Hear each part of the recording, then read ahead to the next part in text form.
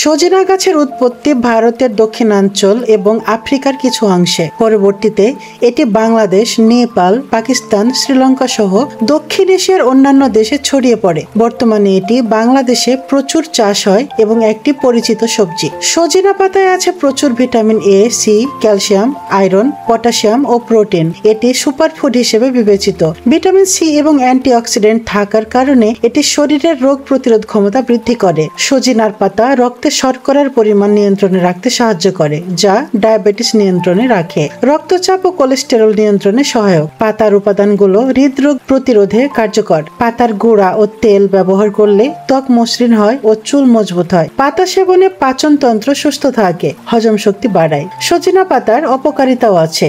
অতিরিক্ত খাওয়া হলে হজমের গোলমাল হতে পারে, যেমন গ্যাস বা ডায়রিয়া। গর্ভবতী নারীদের জন্য অতিরিক্ত সেবন ঝুঁকিপূর্ণ হতে পারে, বিশেষ করে শিকড় বা গাছের ছাল না বুঝে খেলে মারাত্মক ক্ষতি হতে পারে। সজিনা পাতা কিছু কিছু ওষুধের সাথে প্রতিক্রিয়া করতে পারে, তাই নিয়মিত ওষুধ খেলে আগে চিকিৎসকের পরামর্শ নেওয়া উচিত।